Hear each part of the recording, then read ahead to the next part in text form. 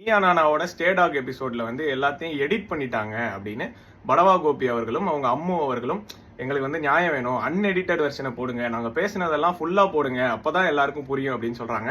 So இந்த கோரிக்கையை நாங்களும் ஏத்துக்கிறோம். தயவு செஞ்சு அவங்க பேசின எல்லாத்தையும் ஃபுல்லா அன்எடிட்டட் வெர்ஷனா போடுங்க. எடிட்டட் 1 மணி நேரம் வெர்ஷன் பார்த்துட்டு நிறைய பேர் நாயும் குழந்தையெல்லாம் ஒண்ணுதான், குழந்தையால கூட தான் நிறைய ஆக்சிடென்ட் நடக்குது, அதனால குழந்தையெல்லாம் இது பண்ணிடலாமா, நாயோட டெரிட்டரிக்குள்ள நீ எதுக்கு போற, உனக்கு கவுன்சிலிங் தேவை, இப்படி எல்லாம் பேசியிருக்காங்க. அப்ப அன்எடிட்டட் வெர்ஷன்ல இன்னும் நிறைய நல்ல விஷயங்கள் பேசியிருப்பாங்கல்ல, அதை கேட்கறதுக்கு நாங்க ஆர்வமா இருக்கோம். ப்ரொமோ எபிசோட்ல இவங்க அம்மாவும் இன்னொருத்தவங்களும் லொல் லொல் அப்படின்னு டாக் லாங்குவேஜ்ல குலைக்கிற மாதிரி ஒண்ணு வந்தது. அது வந்து ஷோவுல எடிட் ஆயிருச்சு. ஓகேவா? சோ இப்ப இவங்க கேட்கற மாதிரி ஒரு அன்எடிட்டட் வெர்ஷன் விட்டா அந்த குலைக்கிறதும் சேர்ந்து தானே வரும். சோ தயவு செஞ்சு அதை போடுங்க.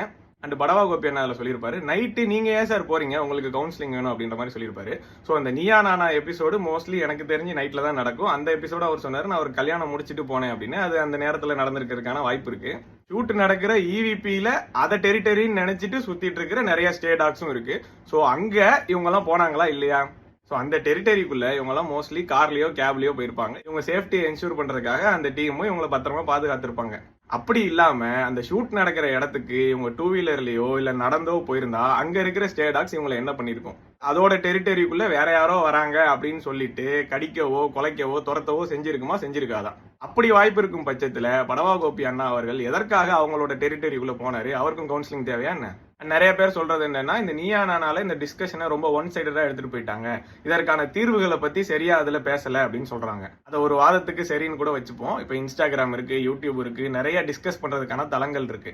அங்கெல்லாம் ஒரு அறிவார்ந்த டாக் லவர்ஸ் வந்து இதோட ஆக்சுவல் பிரச்சனை என்ன, டாகுக்கு நடக்கிற அநீதிகள் என்ன, நிஜமாவே ஷெல்டர்ல இருக்கிற பிரச்சனைகள் என்ன, இதற்கு என்னென்னலாம் சொல்யூஷன்ஸ் அப்படின்னு பேசாம, நாயோட நீங்களாம் கேவலமானவங்கடா, உன் உயிரோட நாய் உயிரெல்லாம் ரொம்ப பெருசுதான்டா, குழந்தையும் நாயும் ஒண்ணுதான்டா, எங்களுக்கு நாயே ஒரு குழந்தை தான்டா, உன் குழந்தை கிடைச்சதுன்னா உன் குழந்தை என்னடா தப்பு பண்ணிச்சு இப்படின்னு பேசிக்கிட்டு இருந்தா அதுவும் கண்டிப்பா ஒரு தீர்வு தராது.